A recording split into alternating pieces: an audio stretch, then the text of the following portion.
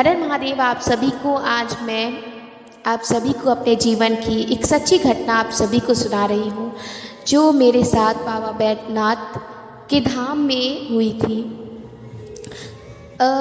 हम सब परिवार मेरी आंटी के बहन की शादी में बाबा बैद्यनाथ गए थे। वहाँ शादी तो संपूर्ण हुआ।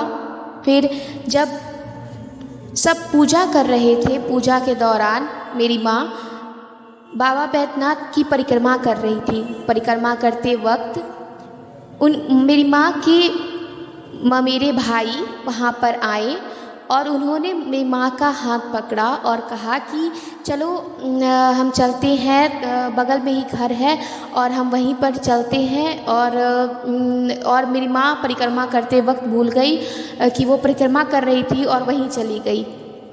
थोड़ी देर बाद सबको पता चला कि मेरा भाई मिल ही नहीं रहा था। मेरा भाई छोटा था उस समय, उसकी आयु लगभग 3 साल की होगी और वो कहीं मिल नहीं रहा था। सब लोग वहाँ सब ढूंढ रहे थे और बहुत बार मंदिर में और उसके आसपास हर जगह ढूंढा गया। तो और सबको ऐसा लग रहा था कि वहाँ एक पोखर है जो बहुत गहरा है, तो लग रहा था कहीं उसके अंदर तो नहीं चला गया और सब बहुत परेशान हो गए थे। फिर जब मेरी माँ को ख्याल आया, मेरी माँ मंदिर में गई और मेरे पापा उनको बोल दिए कि अगर मेरा बेटा नहीं मिला तो तुम भी यहीं रह जाओ, तुम क्यों जाओगी मेरे साथ, मतलब उनको गुस्सा में ऐसे बोल दिए। फिर उस समय मेरी माँ बहुत रोने लगी और उसके बाद वो मंदिर में गई और भोलेनाथ के सामने बहुत रोने लगी। और तब भोलेनाथ ने एहसास कराया कि तुम मेरा परिक्रमा छोड़ करके तुम अपने भाई के साथ तुम जो चली गई थी, ठीक है, तो उसको तुम पूरा करो। तो मेरी माँ परिक्रमा पूरा करने लगी और करते करते उनको ध्यान आया कि तुम उस जगह पर जाओ जहाँ तुम अपने बेटे को लास्ट बार देखी थी।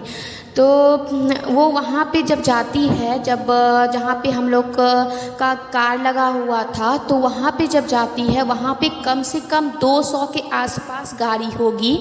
उसमें जो हमारी गाड़ी थी, एक छोटा सा बच्चा जिसको पता नहीं है कि गाड़ी कौन सी गाड़ी हम लोग की होगी, यहाँ तक कि हम लोग को पता नहीं चल रहा था। तो इतनी सारी गाड़ियों में तो उसको पता चल कैसे गया और वहीं उसी गाड़ी में वो बैठा था और मम्मी को देखते हुए कहता है कि आओ मम्मी हम दोनों चलते हैं, और ड्राइवर की सीट पे बैठा हुआ था। सोचने वाली बात है कि गाड़ी सब लगी हुई है और वहाँ पे ड्राइवर भी नहीं है, पर वो उसके अंदर बैठा हुआ है और मेन सीट मतलब ड्राइवर की सीट पे बैठा हुआ था।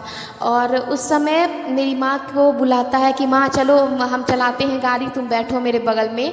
और उस समय ये बहुत आश्चर्य की घटना घटी थी हम लोग के साथ और उस समय वो मिल गया। और फिर उसके बाद हम लोग उसको लेकर के मम्मी ने फिर मंदिर की परिक्रमा की और उसको पूरा किया।